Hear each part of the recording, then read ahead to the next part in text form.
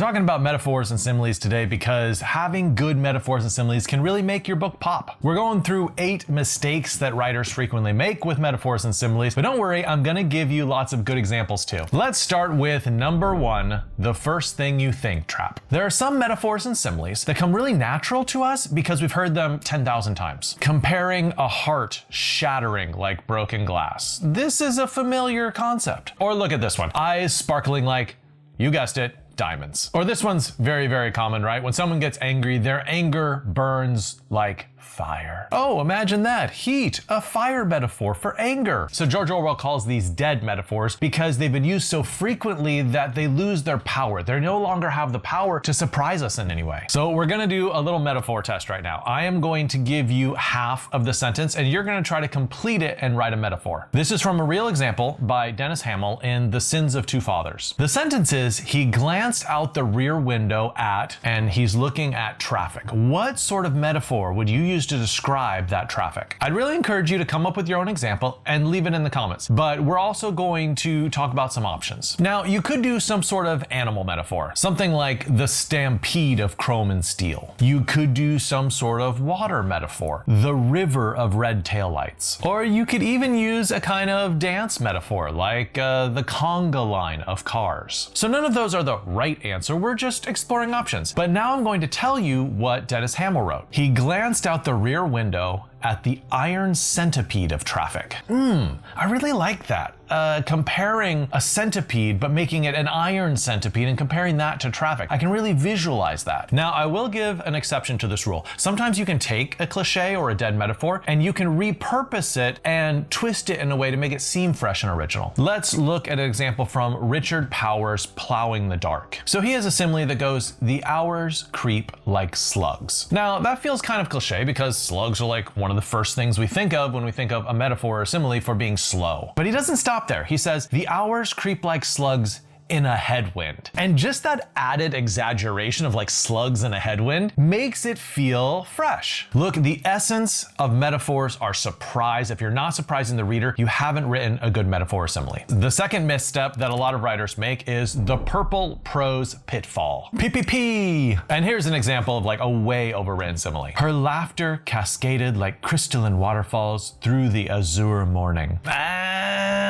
I mean, you're trying to sound super like fancy and smart, but it just comes off in a way like it's kind of annoying. Trying to be fancy ends up distancing the reader rather than making them more invested in your story. What you're really going for when you're writing metaphors or similes is authenticity, is simplicity. So take a look at this example from Raymond Chandler in The Big Sleep. His smile was as stiff as a frozen fish. You can see that chilly, uncertain, awkward smile on that guy's face. Now that's very simple language. It's not trying to be fancy at all, but it communicates exactly what it needs to be communicating. And by the way, a little side note, I have a list of 100 amazing metaphors and similes that I've collected from my readings over the years. I'm gonna put a link to that in the description so you can go see a whole bunch of more examples. The only trouble is, like if you read it, you'll end up writing like all of your prose as metaphor and similes. So like you gotta hold yourself back, but you can find some of the most amazing examples if you click on that link. The third mistake that some writers make is the mixed metaphor mess. A mixed metaphor is just when you're combining two very different and somewhat incompatible metaphors. For example, the seeds of his betrayal bloomed into a thunderstorm of regret. So we start with a very agrarian farming metaphor with these seeds of betrayal. But at the end of the sentence, we're going into thunderstorms, which is a very different type of metaphor. Or take a look at this one. She opened the floodgates of her heart, letting her love take flight. So we start with the aquatic, with floodgates, but then by the end, we're going to a flying metaphor. Those two things don't match. But there's a very easy solution for mixed metaphors. Well, one, you can cut one, right? But the other choice is to do an extended metaphor. So basically one metaphor, and then you just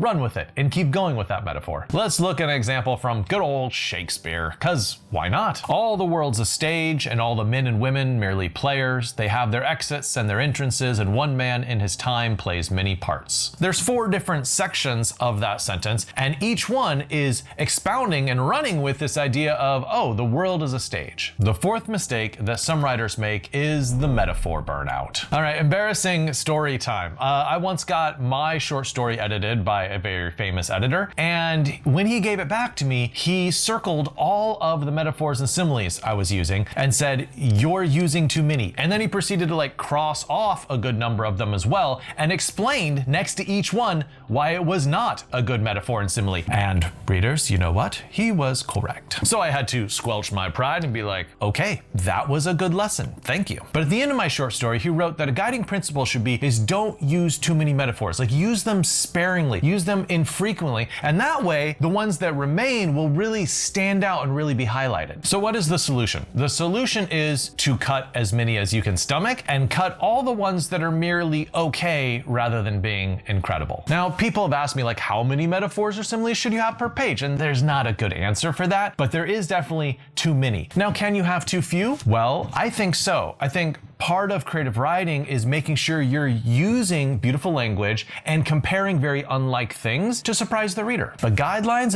really you don't want more than a couple per page. And some authors use, a couple per chapter. That's completely fine. In the end, you're looking for reader-oriented metaphors. And by that, I mean, this is a metaphor that helps the reader to understand what is being described, that helps the reader to understand the action that's happening. If it doesn't help them to understand it better, then there's not really a reason for that simile or metaphor. Let's look at a good example, an example you would want to keep from Vladimir Nabokov's Lolita. Elderly American ladies leaning on their canes listed toward me like towers of Pisa. I can see that perfect tilt of the Leaning Tower of Pisa and how someone leaning on a cane would be tilted that way. It's a wonderful simile. The 5th mistake that some writers make with metaphors and similes is the echo effect. This is when your metaphor or simile is too closely related to the thing that you are describing. And therefore, it's not really helping the reader understand anything. You're just repeating yourself. Here's a great example. The old car rattled like a machine with loose parts. You don't say! Old car with loose parts is rattling like something with loose parts. Do you understand that sound better? No, of course not. And just so you think I'm not making this up, this happens in books all the time. And here's some examples from Dan Brown's Da Vinci Code. The floor of the cavern was water, like an underground lake. So an underground lake is like an underground lake. Okay, Dan. Or here's another one from the Da Vinci Code as well. Her young features hardened with all the detached composure of a seasoned ER doctor dealing with a crisis. And so her features are hardening like a seasoned ER doctor. The comparison is not exactly progressing your understanding of what's happening here. Let's throw it back to good old Aristotle. Aristotle says that the ability to create metaphors or similes is the sign of genius because you're able to compare two things which are dissimilar, right? Those bad examples were not dissimilar enough, and so they're not good metaphors or similes. You have to compare dissimilar things. So let's look at a good example right now from Patricia Hample's Memory and Imagination. She emphasized the importance of middle C, its central position, a sort of north star of sound. I remember thinking, middle C is the belly button of the piano. So there we have two great metaphors. What is middle C? It is the north star of sound, and it is the belly button of the piano. Those are just brilliant, right? I love them, and I feel like I understand the piano more after analogies like that. But I have to say that sometimes this rule is broken, and authors compare very similar things. Let's figure out how to do it well by looking at Cormac McCarthy's Blood Meridian. Glanton cursed them on, taking up a lance and mounting the head upon it, where it bobbed and leered like a carnival head. So here we have a head, like an actual head, compared to a carnival head. Those things are not very dissimilar, right? But I think by naming it a carnival head, which is a fake head, he's comparing the real head to a fake head. I mean, I think it actually works. It does help us to get a better vision of what that head looks like. Grody, but sort of grotesque and grody. And here's a second example. There circled two black hawks around the sun, slowly and perfectly opposed like paper birds upon a pole. So birds are being compared to birds. So how does he get away with this? Well, I think calling them paper birds upon a pole gives the sense like their movements are very organized and unbreakable. So yes, you can break this rule, but it's a difficult one to break. Just make sure you're doing it well. The sixth mistake that some writers make with metaphors is the wrong moment metaphor. Sometimes you are at an extremely high tension point in a storyline. Maybe it's a chase scene, maybe it's some sort of deep argument between the two main characters, and it is interrupted by metaphor or simile. Now there might be nothing wrong with that metaphor or simile. It might be exceptionally beautiful. It might compare two very dissimilar things, but it's just coming in the wrong place in the story. There are moments when action scenes need to be action scenes, and you can't slow them down with contemplation or the vista and comparing it to something, because that's not what the reader cares about right now. And here's a fun example for you to see what I mean. As the punch flew toward his face, he thought about how fists were like the seeds of violence, scattered by the winds of anger across the fertile soil of just no, don't do that. It ends up making these very urgent moments feel leisurely, and you don't want that feeling. The seventh mistake that some writers make is the from nowhere metaphor. So remember that a metaphor or simile comes from the point of view, the consciousness or perspective of your main character. And you want to make sure you're not using a metaphor that is completely at odds with their lived experience. And here's just a small example. If you were writing a character who's a chef, what sort of simile might they use? Dating someone new is like tempering chocolate. If you rush it, the whole thing seizes up. So what I like about this is it's not common culinary knowledge. Like, not a lot of people out there have tempered chocolate. You really have to know that process to understand, oh, like if you do the process in a wrong way, like the chocolate seizes up and you're not gonna be able to use it. Did you know chocolate seizes up? I mean, hopefully someone who makes desserts would actually know this. But the comparison to dating is wonderful, right? And it's a comparison that only a chef character could make, or a character who just knows a lot about cooking. You get the point. A second thing that you should remember is that a metaphor comes from the time and place and culture of your book. If you are writing a historical novel in the 1500s, then you don't want to compare something to a pork pie hat because they weren't invented until the 1800s. If you were writing a sci-fi novel on a different planet, then you wouldn't want those people comparing things to an elephant or a fish or something if those animals don't exist on that planet and they don't know anything about Earth. Consider what your characters know and only make metaphors and similes that make sense to them. Now, the last point, number 8, is probably the trickiest one, but I think it's really valuable, so I included it. This is the tone-breaking metaphor. Say you have a scene where the tone is very depressed. You don't want to ruin that tone by having a happy metaphor. Yeah?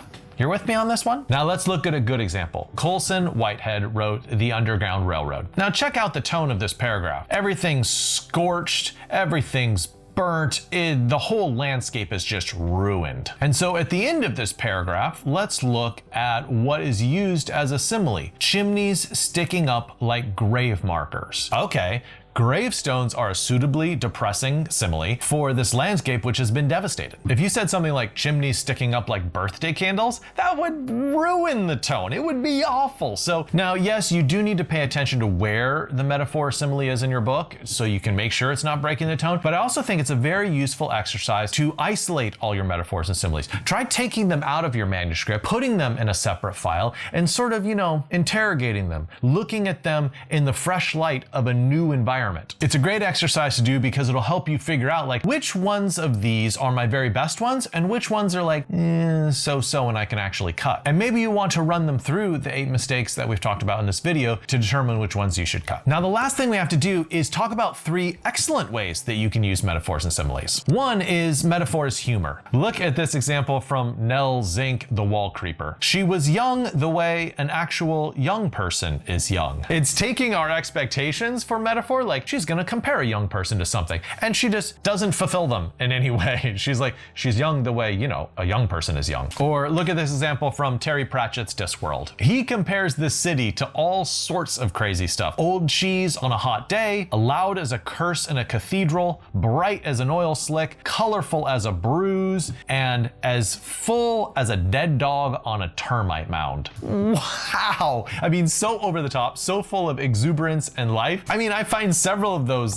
just so wacky and wild, it really tickles my funny bone in a way. A second great way to use metaphors is to use an anti-metaphor. And the premier example of this, and you guys might have heard this before, is from Douglas Adams' Hitchhiker's Guide to the Galaxy. The ships hung in the sky in much the same way that bricks don't. Yes, ships do hang in the sky in that way. It's amusing, right? It's sort of an unusual way to compare things. And lastly, the third technique is don't be afraid of the double metaphor. I see this all over the place, but I'll just cite two quick examples from Roberto Bolaño. This is an author who is about excess. He is not satisfied with a single metaphor or simile. No, he wants to give you two in one fell swoop. He was very tan, like a singer or a Puerto Rican playboy. And then here's another one. Burst out from the corner like someone playing a bad joke or about to attack him. I will say that if you're gonna try to pull this off, you should do it often throughout a manuscript. If you just do it once, people are gonna be like, why do you need both of those? If you do it throughout, then it becomes a signature style. And I will leave you with this wonderful quote from Orson Scott Card. Metaphors have a way of holding the most truth in the least space. Happy writing.